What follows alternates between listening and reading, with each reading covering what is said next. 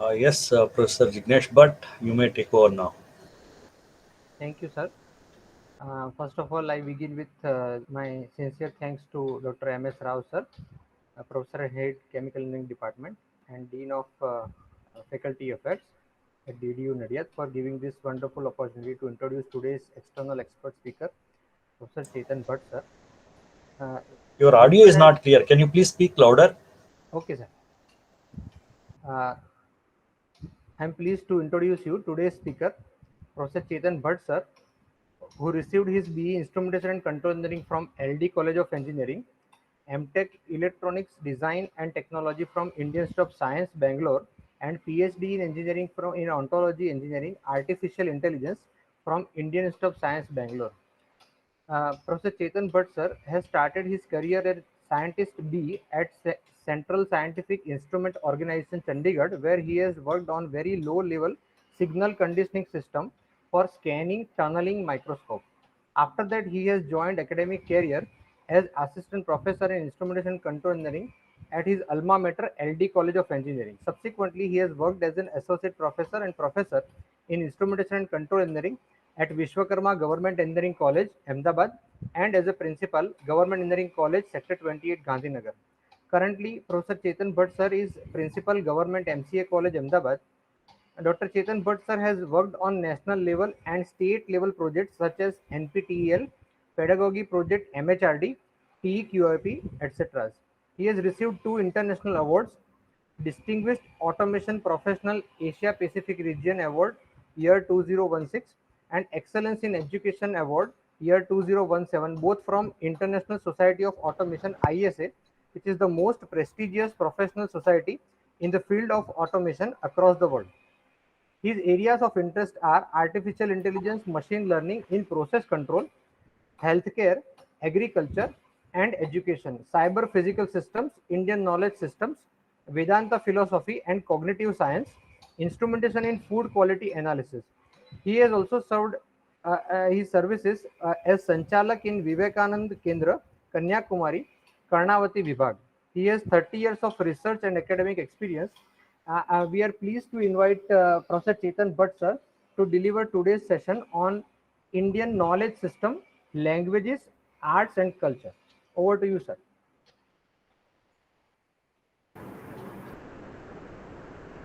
Thank you very much, Jignesh, and very good afternoon to all. Today's talk on Indian knowledge system, languages and culture. In fact, the time, half an hour, actually it is not sufficient to even discuss about the vast area of Indian knowledge system, but I will try to actually explain what actually constitute the Indian knowledge systems. Maybe if time permits, we'll have a look at languages and cultural aspects also. But the presentations, it will be, we can say mainly outline, it is something like this. When we talk about it, knowledge systems, then basically the documents, the texts, what we have available, it's a part of knowledge system. And the process through which we transfer the knowledge from one generation to other generations, that is what we call the knowledge systems or a education system. So Indian knowledge system, we can categorize in two part, we can say. One is a sastra or documents which belongs to, we can say, very specifically belongs to Indian systems, Indian knowledge systems, and old Vidyapits, Gurukuls, those were responsible to transfer the knowledge from generation to generation, and even the at present the traditions through which such knowledge is being transferred, that we can say it's a part of Indian knowledge system. And in languages, if we talk about, then Sanskrit, naturally we know that it's one major language, but there are other languages like Prakrit, Pali, Magadhi, and many others will find a sufficient amount of literatures, manuscripts in which the Indian knowledge is being described. And many traditional practices we have as a part of our culture, and through which even we transfer the knowledge. If we look at the civilizations, then there are many old civilizations across the world we know about, like Vedic civilizations. It is also known as a Sindhu Saraswati or Indus civilization, Greek, Sumeru, Ilka, Maya, and there are many others. But there is we can say among all these civilizations, Indian civilizations, or we can say Sindhu Saraswati civilizations, it has its certain strength. There are potentials so that it has been survived over a time, we can say, because even against the migrations and invasion also, that Sindhu Saraswati civilization has survived. And if we look at the base of that civilization, then we can say that IKS, it is based on Vedas. And it is not possible by a single person, even during a single lifetime, to study the entirety of, we can say, entire Indian knowledge system. It's not only, we can say, Hinduism, but the vast knowledge base we have as a part of Buddhism, Jainism, and other traditions. It's we can say, very large body of knowledge we have, and it is not sufficient for a single person to study everything about this knowledge base. So when we say Indian knowledge system, we can say it is a systematic transfer of knowledge from generation to generation, and it's a very vast body of knowledge. And its main root, it is from Vedic cultures, and it is known that Veda, it is known as Apauruseya. Apauruseya means it is not written, but it is actually seen. In Sanskrit, we called it drashta. So that Rishi, they were a drashta. They have received that knowledge, and spontaneously, whatever they have seen, they have observed, they have experienced, that they have put it in a word. So in that sense, it is called as a rishis are known as a seer. And as we all know that there are 4 Vedas, Rigved, Yajurved, Samved, and Atharved, where Rigved, it is considered as the very first Veda, followed by Yajurved, Samved, and Atharvaved. Now, actually, there are even a part of the Veda, here it is in pictorial form. You can see that is a one tree, and Rigved, Yajurved, Samved, and Atharvaved are 4 branches, and again there are sub branches which are known as a Samhita, Brahman, Aranyak, and Upanishad.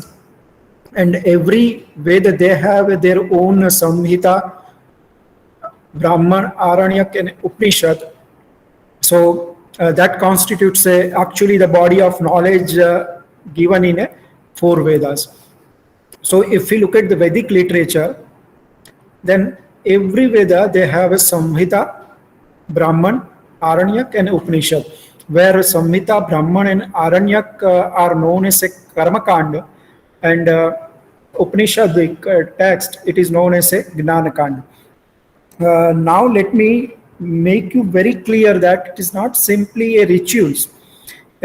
In fact, when we talk about Samhita, it is not just we can say stotra to praise a god only, but you take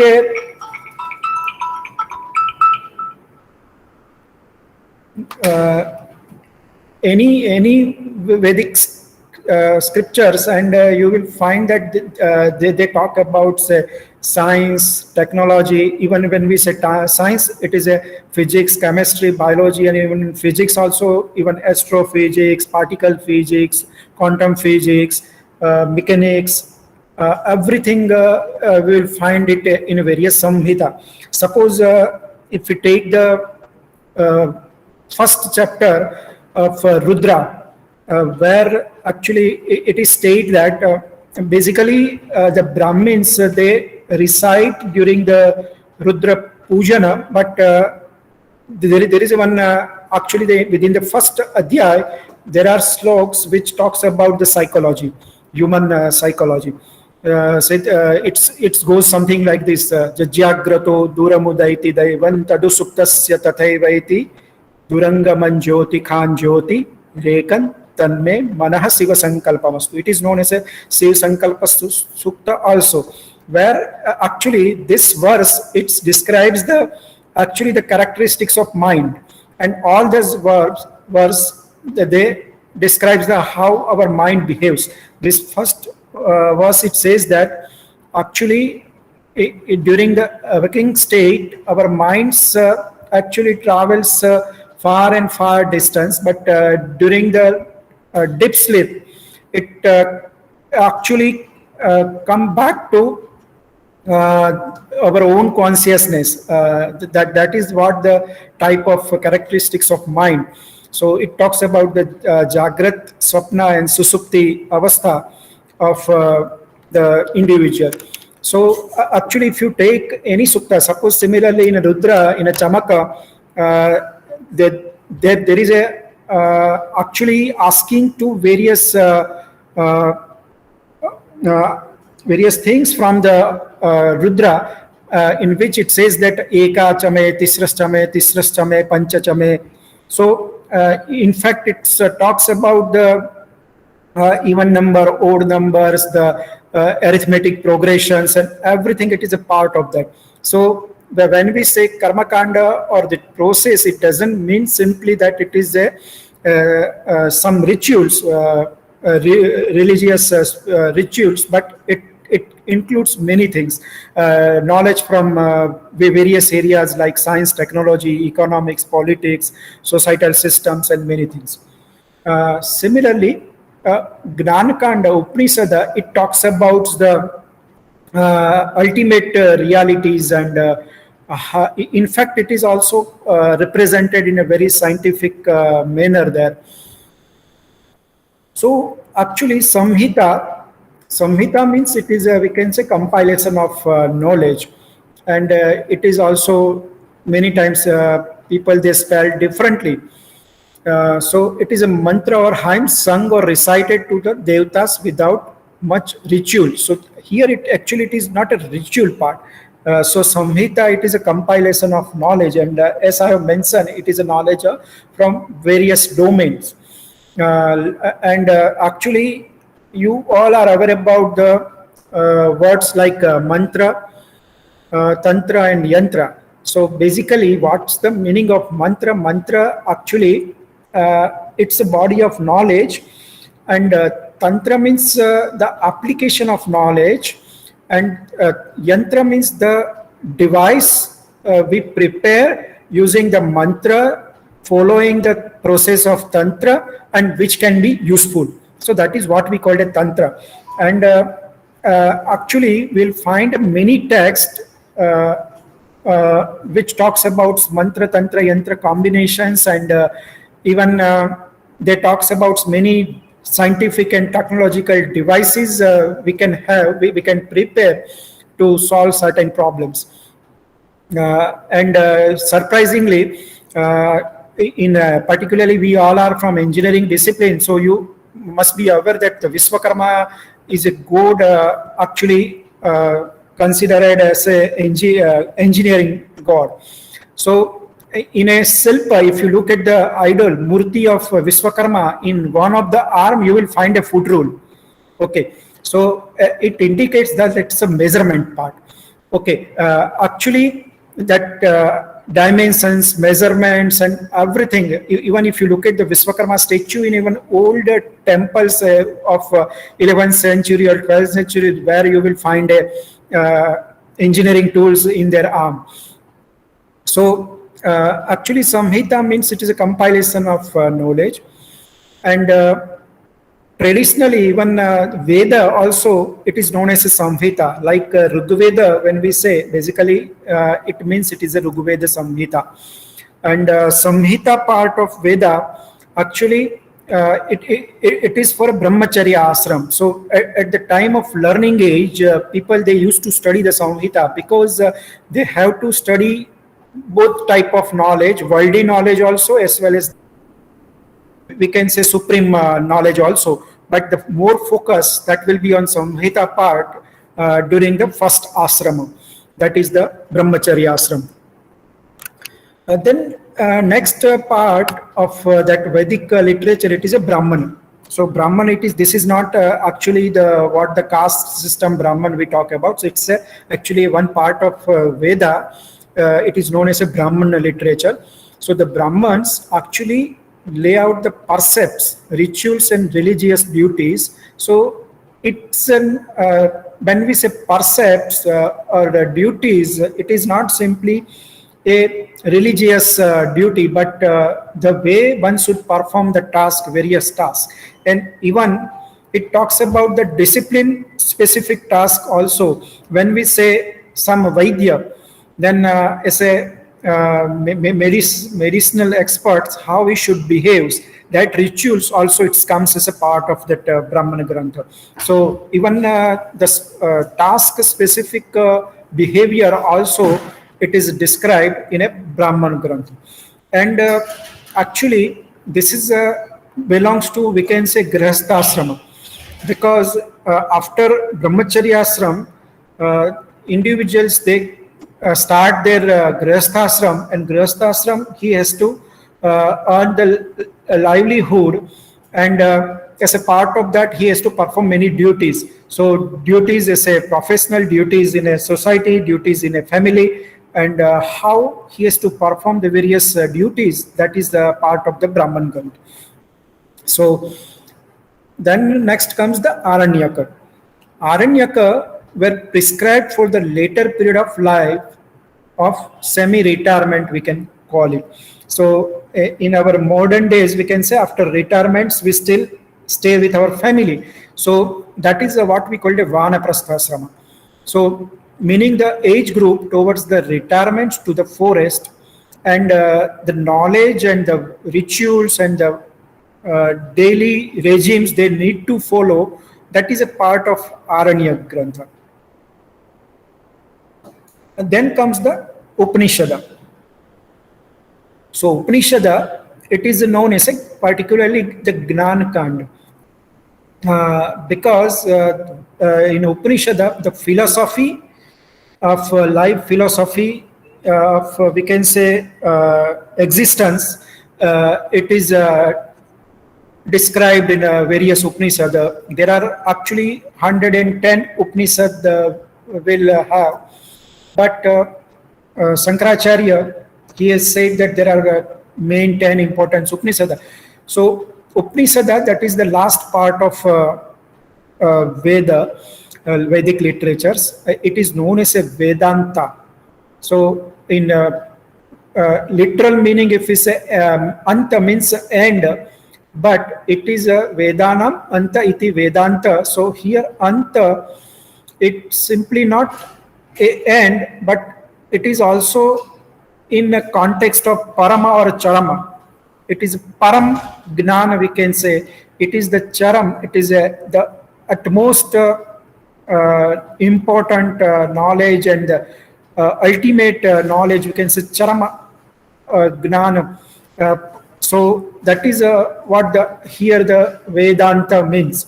And it is we can say Murdanya or Sirsastha crown also. So chronologically, if we look at it is not the end, in fact, but it is the we can say the crown of the Veda knowledge, and it is meant for sannyasashram, where individuals they look for the ultimate realities, ultimate truth.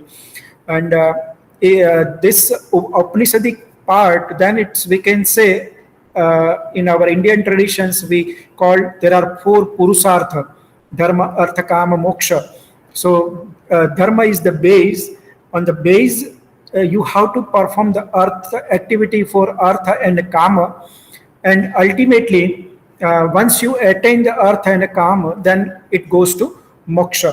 So the travel, it is from Aparavidya to Paravidya. So Aparavidya means the worldly knowledge, the knowledge we gain to how to survive in a life, and Paravidya means the to realize the ultimate reality. That is what the Paravidya is. So basically, the Veda, it provides the path, it provides the knowledge from very beginning, from early childhood, where it starts with Samhita to Upanishada. It leads us from Aparavidya to Paravidya in a lifetime. So as per Sankaracharya, this 10 Upanishads are very important, and everyone should study this 10 Upanishad.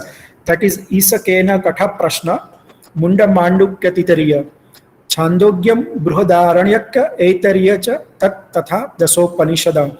So what Sankaracharya has done is, from Rigveda he has taken the Aitarya Upanishad. For Yajurveda, it has a two-part actually. One is known as a Krishna Yajurveda, another part, it is a branch, it is known as a Shukla Yajurveda. There is no major difference between Krishna Yajurveda and Shukla Yajurveda, but the traditions, the recitations and practices, it is different. So the Brahmins, those who are from south to Godavari, basically the South Indian Brahmins, they follow the Krishna Yajurvediya traditions, and North Indian Brahmins, they follow the Shukla Yajurvediya traditions. And Shukla Yajurveda traditions, it is actually started by Yagnavalkya. So Krishna Yajurveda, there are two Upanishads taken, Katha and Taittiriya, Shukla Yajurveda, Isha and Brihadaranyaka. Samveda, Ken and Chandogya, and here Brihadaranyaka and Chandogya, these two are very massive Upanishads, and you will find knowledge from various domains in Brihadaranyaka and Chandogya Upanishad. Atharvaveda, there is a Prashna Upanishad, Mundak Upanishad and Mandukya. And Mundak, it is the shortest, smallest Upanishad amongst all the Upanishads. Very small, but very predominant knowledge it is given there. Then there are various Upavedas also. So Upavedas means it is applied knowledge. So from Vedas, certain Shuktas are taken, and from that various applications are derived, that is given in a Upavedas. So like Ayurveda, if is considered, then it is based on Vedic Sukta, Vedic literatures only, but it is specifically for medicinal systems. And it talks about physical, mental, emotional and spiritual well-being. And Ayurveda, Aitreya, Kasyapa, Harita, Agnivesha, Vedamuni, these all are the prominent ancient scholar. So Kasyapa Sutra, Atreya Sutra, Agnivesha Sutra, there are many texts we'll find where in details they talks about the human anatomy, human physiology and medicinal systems. And medieval period will have well-known Charak and Susrut and Vagbhats. And even today, we can say that 90% of the surgical instruments are in fact designed by Susrut, are being used in even modern surgery also. So these three are very dominant medieval period scholar of Ayurveda. Dhanurveda, that is the Upaveda attached with Yajurveda and attributed to Bhrigu, Vishwamitra and Bharadwaj, and that talks about treatise on warfare, civil and military defense and politics. And there is a text from Bhrigu and Vishwamitra and Bharadwaj related to even aircraft also. So ancient aircraft, how they used to design. And in fact, if you look at this Ayurveda, Dhanurveda, and Upveda also, they also talks about from how, even in context of Paravidya also, that talks about. So that is where the Ayurveda, it's even spiritual well-being, we can say it considers that. Gandharva Veda, so that talks about music, dance, drama, poetry, performing arts. Atharva Veda, that's social, economical, political systems. Silpa, so Sthapatya Veda deals with architectures and various art. And here there is a one text called Sukraniti. So that Sukraniti talks about varieties of numbers of arts. But 64, they say that 64s are considered to be the more prominent, and we know that 64 Kala, we use the word. And in every this Upaveda or text you take, you will have a progressions from Aparavidya to Paravidya. So they normally consider that the knowledge, it should uplift your own consciousness. Then comes the Vedanga. So up to this part, we can say it is a Veda and its applications parts. Now Vedanga, so there are 6 tools, we can say, or disciplines which help in understanding the Vedic knowledge. So that is called a Vedanga. So basically it is not a Veda, but these are the tools, or we can say disciplines or study we should have to understand the Vedic knowledge. So it is for recitation purpose or study purpose or application purpose, we should be aware about this 6 Vedanga. So what are the 6 Vedanga? One is a Siksha. Normally it talks about the recitations, Vyakrana, Nirukta, Chanda, Kalpa, and Jyotis, where Nirukta means it provides you the meaning. Chanda means the patterns, the tune, pronunciations, method for chantings. Kalpa means how to perform any anushthan, accents, duty. And Jyotis, so we'll look at in brief. So Vedanga literally means it is a limb. Now, here you can see I have put it the Angs and a red mark. What it means is, say, study of any one, it is not important. It is not serve your purpose. Say, if you study only the Siksha part, then you cannot understand Veda properly. If you study only the Vyakaran part, you cannot understand the Veda properly. So it is true for everything. So why it is called Anga is, means in a body, the Anga, the development takes place actually simultaneously. Everything should be properly developed. If one part of our body is not developed and another part is well developed, then again we can say it is not a proper development, and that body cannot perform the required task. It cannot live properly. So in the same way, that is the reason it is called Angas. So you should study everything. So the Taniya Siksha, they say that Chanda Pado to Vedasya.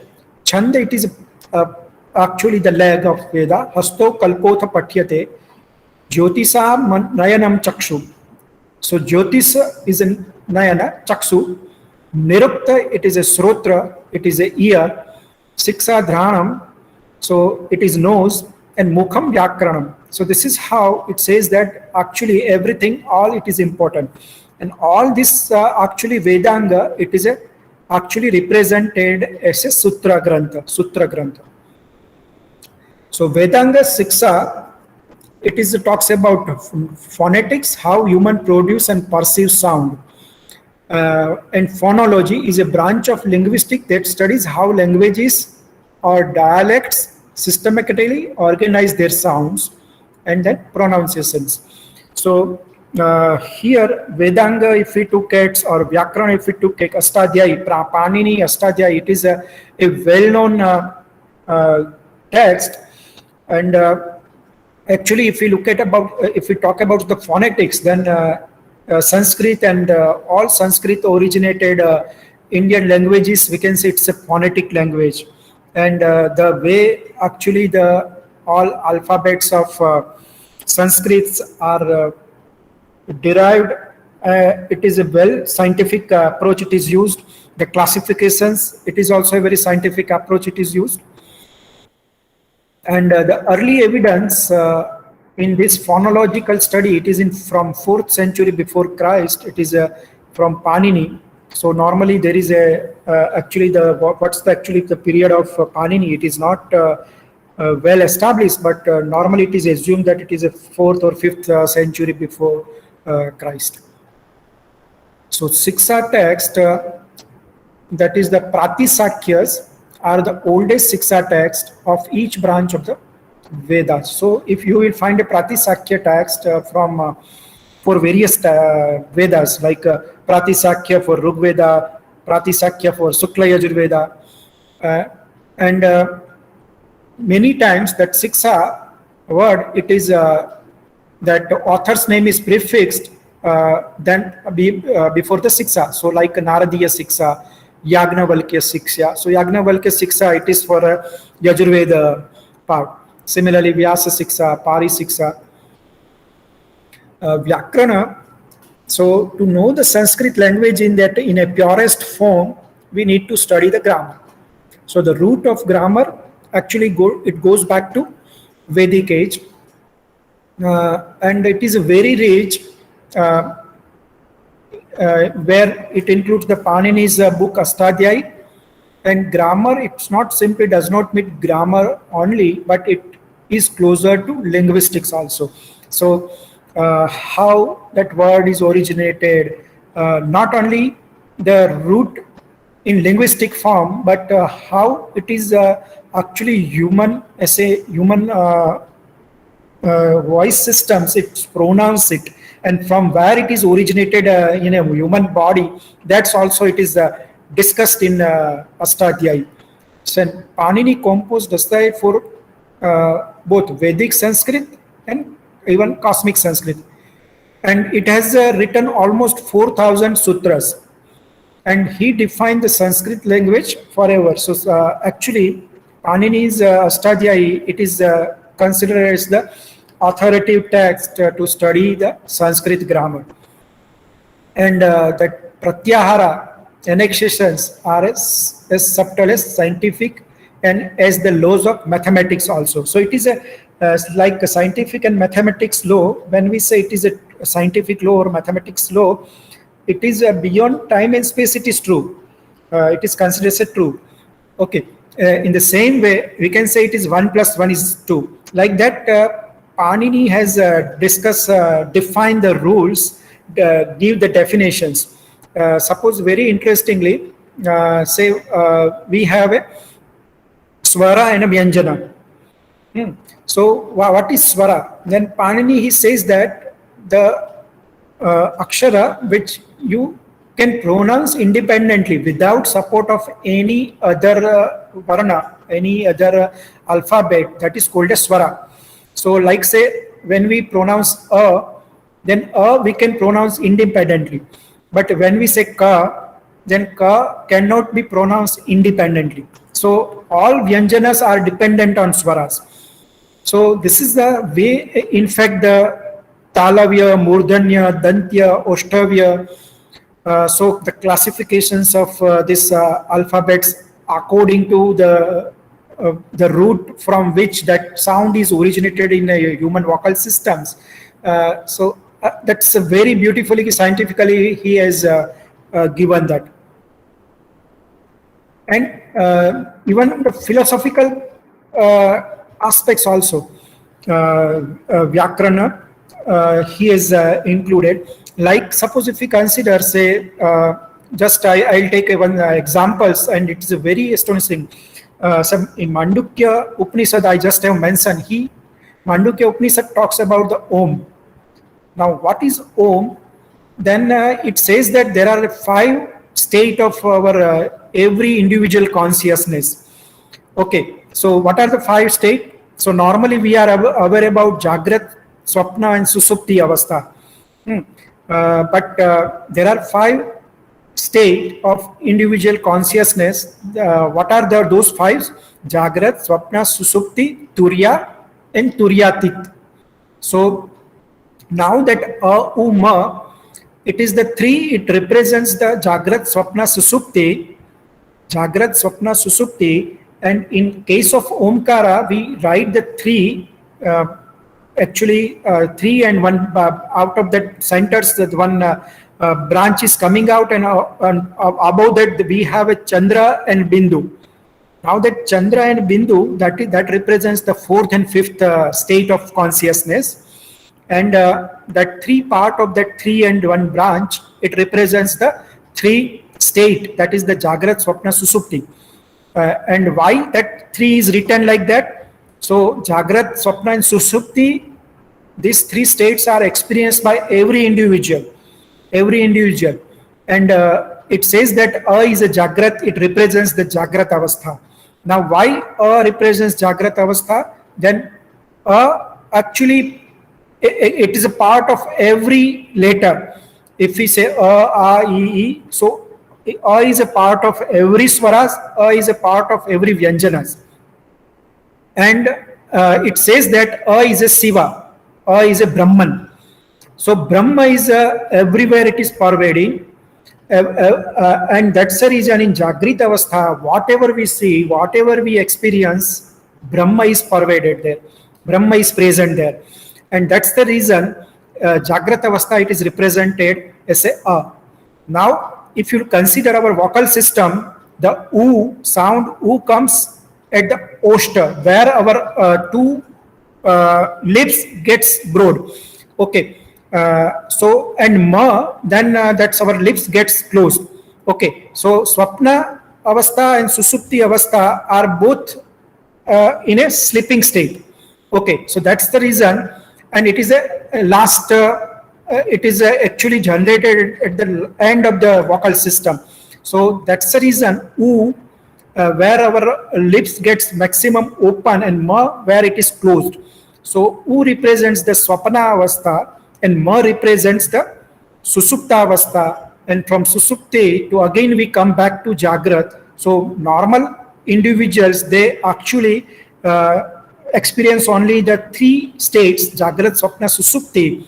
But the same like Susupti like state we can have, and where we have our awareness, when we know our self nature, that is called a Turiya Avastha, where actually the dualism is there, and that is called a Turiya Avastha. And when you go beyond the dualisms, and when you experience the non-duality, Advaita, that is represented by a Bindu.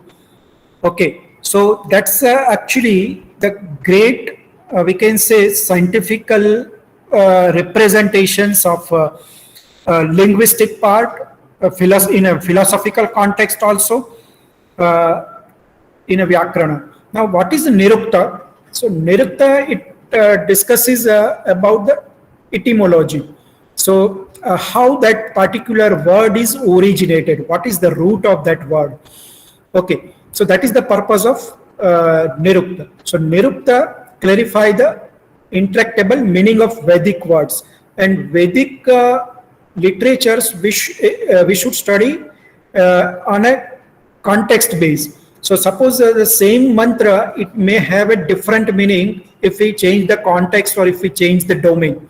Suppose if we take the very well-known mantra like Triambakam Yajamahe Sugandhim Pushti Vardhanam Urvarukam Yo Bandhanan Mrityur Mukshya Amritata. So the meaning of Triambak, it is a Siva also. And if we consider the Ayurveda, then in Ayurveda, Triambaka, it is considered as a Nariyala, Srifala, coconut.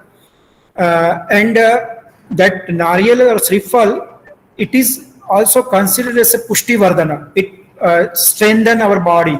Okay, so that's actually the meaning of Vedic words. Basically, using Nirukta, even you can define a context specific meaning. So, Yask is considered as a father of Nirukta because nowadays the oldest text available for Nirukta, it is from Yask, but Yask he himself has mentioned his predecessors like Aukamanya, Autumbrayan, so like 12 authors he has mentioned his own text. So Nirukta traditions, it is not even new. Yask actually it is considered as almost 2nd centuries BC. So there is a difference between Nirukta and Vyakarana. So Nirukta deals with root of the words, while Vyakarana deals with semantic part, structure of sentence, all this part that is dealt in Nirukta. If you have to stop, just let me know. I'll. No problem, sir. You can proceed. No problem. Yeah. So Chanda, it is a scale actually. It provides the rhythm, and here also well-known text is Chanda, Pingala Chanda Sastra, and Pingala Chanda Sastra. If you look at it talks about Laghu and Guru words, and if you have 2 words, then how many combination of words we can have. And if you look at the Pingala Chanda Sastra, it's nicely talks about the Boolean algebra. So Kalpa, so this field of study, it is focused on the procedure and ceremonies associated with Vedic rituals. And Kalpa means it is a procedure. So even you will find text on mathematics also, physics also. So like one example is Salbha Sutra, where trigonometry, it is extensively, it is discussed. Pythagoras even theorem, it is given there. So the major text on Kalpa, that is the all known as Kalpa Sutras in Hinduism. In Jainism also we'll have one Grantha called Kalpa Sutra, but it talks about the Tirthankar's Jivan Charitra. Now Jyotish, so normally when we use the word Jyotish, normally people they have perceptions that it is astronomy, the palmistry and Kundali, but no. So in ancient times, the study of planets and other celestial bodies, it is known as astrology, and it is a very mathematics, we can say intense body of knowledge. And it can be said very clearly that clear calculations have been given about it in even Vedic literatures like Rigveda, Yajurveda also. And the first reference we'll find in Rigveda, that is the Arundhati Vasistha. So we know about the Saptarishi, where in Saptarishi there is one Vasistha star is there, and just near to that the small star called Arundhati is there. So Arundhati Vasistha, it is actually given in a Rigveda, and this Arundhati Vasistha are twin star system, and the pair it is considered to symbolize the marriage. This is I am talking about the part of our culture also. So Vasistha Arundhati were a married couple, Rusi Risika, and they are considered as an ideal couple. And actually, what's our Rigveda mention about is mostly in a twin star system, one star remains stationary and another star rotates around it. While in case of Arundhati Vasistha, they both simultaneously move synchronously. That is the very specific about the Arundhati Vasistha star. And even in our Indian traditions, while marriage, even that Brahman asked both the couple to look at the Arundhati Vasistha star and say that you should follow their path. So what is the reason is that husband should not round the circle around the wife, and wife should not round the circle around the husbands, but both they have to move in synchronous, in simultaneously they should work in synchronous, they should progress. And in fact, even our marriage, the last sukta of Rigveda, last chapter, the Sanjan Sukta, it talks about sam gachadvam, sam vadadvam, samvo manansi janatam, yatha bhagam, yatha purve, de sanjanana upasate. So that's what actually the beauty of even Jyotisha. Jyotisha, it's talks about astrophysics and how what are relatively each stars moves. Everything it is given. The mathematics also it is given, and there is one text called Vedang Jyotish, where it is mentioned that yatha sikham mayuranam naganam manayo yatha tadvat Vedanga Sastranam. So in all Vedanga Sastra, Ganitam Murdhanam Vartate. So Ganit, it is at the topmost. Like there is a crown on the peacock. Like similarly, Jyoti, with mathematics, it is the crown of all the branch of knowledge. Even our Indian months, if you look at this, that's I'm talking about the tradition. Then in our Indian months like Kartak, Maksar, Posh, Maha. So Kartak, why it is known as a name Kartak is given? Because at the Purnima time, Chandra, it will be in Kritika Nakshatra.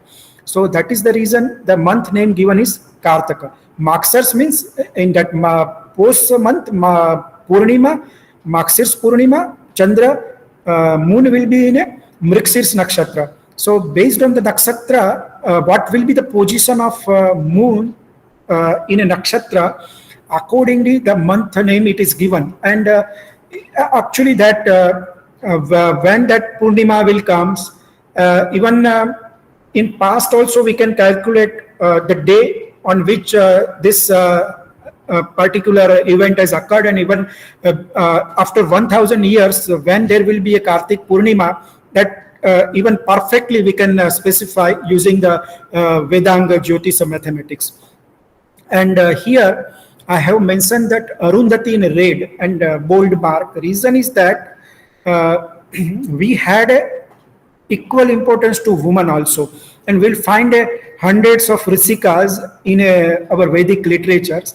Arundhati was one of that, and similarly there is one well-known Devi Sukta by Vak. There was one Risika called Vak of Brini Rusi, and excellent Sukta is there by that Risika. So chronologically, if you look at, there is a Vedic literatures followed by Shruti. So Vedanga, it is a part of, we can say Shruti part. Then comes the Bhasya. So Bhasya, basically it is a commentary to understand the Vedanga. Then we have a Smriti Grantha, where Kavya, Ityas, Puran, Dharma Sastra, Artha Sastra, Darshan Sastra, everything it is comes as a part of Smriti. And then later on, we'll have a classical Sanskrit literature. So all this combinedly, we can say it forms a Indian knowledge system. So Shruti, there are various part. I'll just skip this part. So what is Smriti? Then Itihas, that is thus indeed happen, and Mahabharata and Ramayana, we can say it is a Itihas Granth, or Purana, it is a Itihas Granth. Purana itself, it shows the meaning that it is older, it is Itihas. Similarly, Ramayana, it is known as a Mahakavya. We have a 18 Purana, and there are many texts as a part of Smritis. Now Sutra Grantha, what is the Sutra Grantha? So then the characteristics of Sutra is, that is 500 BC, Vayu Purana, it says that Alpaksharam, Asandigdam, Saravat, Viswato Mukham, Astobham, Anvadayam cha, Sutra, Sutra Vido Vidu. So it should be concise, and Sutra Grantha, it is very specific to domain. So when we say Yoga Sutra, it means it is related to yoga only. Okay.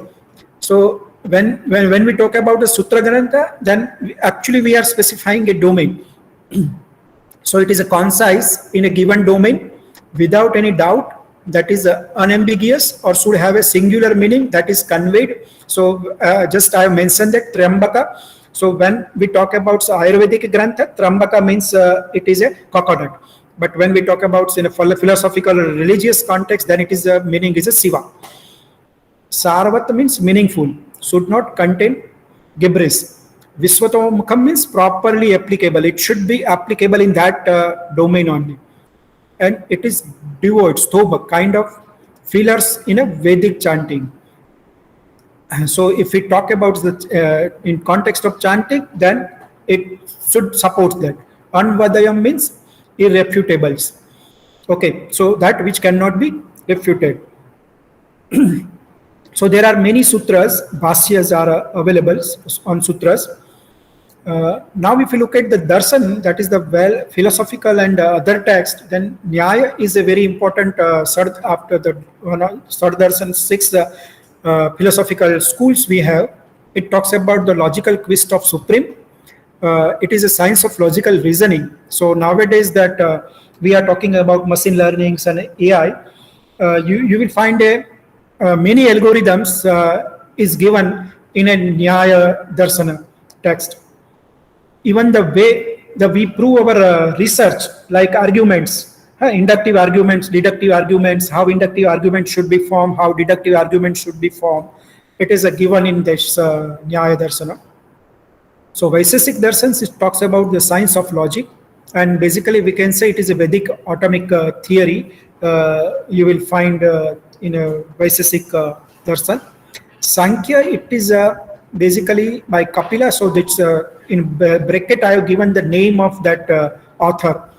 So eliminate the physical and mental pains, and basically it talks about non-theistic dualism. So there is one, but because of his will, actually this universe is in Sankhya. Actually, if you look at the Sankhya philosophy, it talks about the fundamental elements of universe.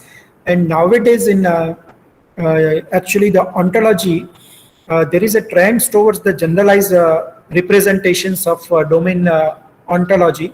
So there is a generalized ontology and there is a discipline-specific ontology, and we should be able to link the discipline-specific ontology to generalized ontology, and where actually Sankhya can play a very interesting role, where he has given a generalized representations of universe.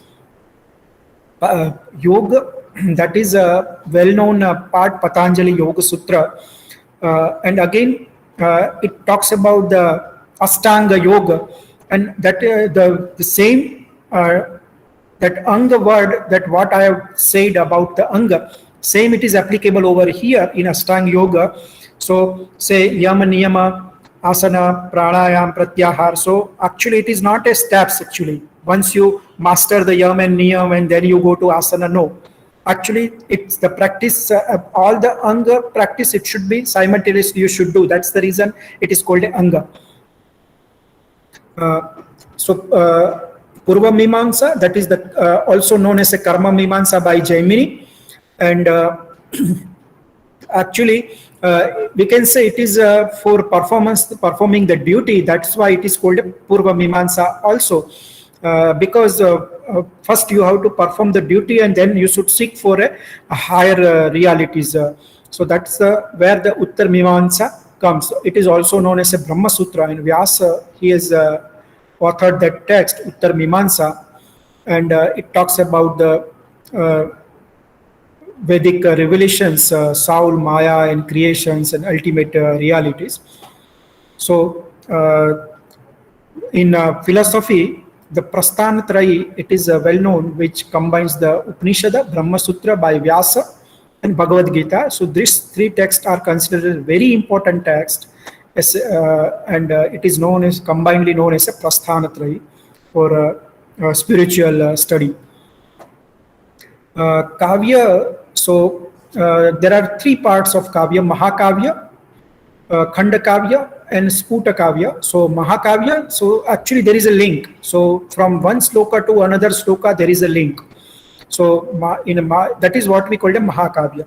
Khandakavya means every slokas are independent.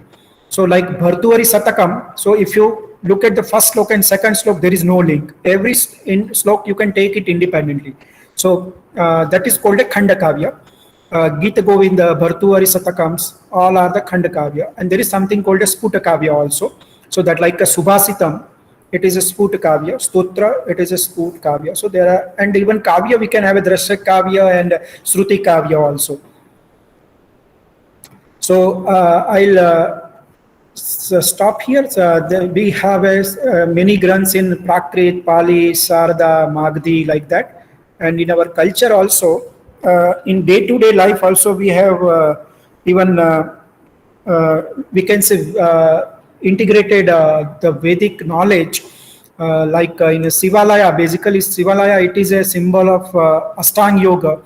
So as per the Vastu Shastra, when you enter to Sivalaya, there should be a actually statue idol of a Yama, okay, Bhairava. So that indicates the Yama.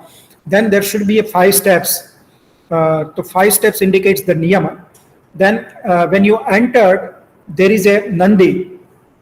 So Nandi, it symbolizes the asana.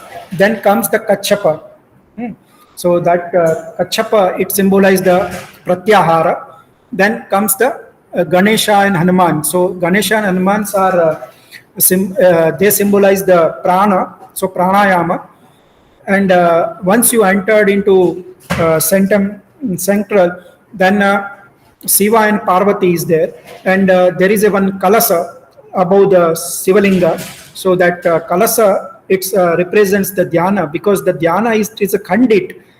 It is in a discrete form, but when you talks about a dharana, so dharana, that Parvati represents the dharana, because Parvati, she is known as a pativrata, and he is only the focus on her husband. So that's it represents the dharana, and ultimately the samadhi, it is represented by Shiva. So Sivalaya, it represents the Ashtanga Yoga, the way we can attain the ultimate reality.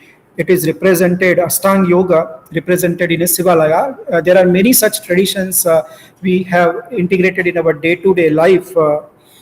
So I'll stop here with this prarthana from Veda, and particularly Isopanishad, Santipat, Om Purnamadaha, Purnamidam, Purnat, Purnam Udachyate, Purnasya Purnamadaya, Purnameva Vashishyate. And this also represents the mathematical property. So Purnam Madaha, Purnam Idam, Purna Adaha, Purna Idam. So this is infinite, that is infinite. Now Purnat Purna Mudachyate. So if we add infinity to infinity, then Purna it will be Purnasya Purnam Adaya. Adaya, we use the word Adana Pradana. Okay, so that means if we add or give Purnasya Purnam Adaya, if it subtract the infinity out of infinity, Purnam Eva Vasisyate, it remains only infinity. That's represented by this. It is in philosophical context also, in mathematical context also. So thank you very much. I'll stop here. Sure, sir. Jignesh. Yes, sir. Thank you very much by benefiting us with your immense knowledge and correlation of engineering and technology with today's modern world. Thank you very much, sir. Thank you. Thank you, sir, for considering our invitation and delivering your valuable talk. Yeah, I'd it's like my to see you many more times at DDU. thank you, sir. It's really informative, sir. It's really It's my informative. pleasure. So actually, it's not sufficient time to talk many things. Yeah. Yeah. We will definitely find some other time to have that knowledge shared by you. Yeah. It will be precious. Thank you. Thank you, sir. Thank you. Thank you, everyone, for attending the lecture. Thank you, sir. Okay, thank you. We can stop here. Thank you, sir. Thank you very much.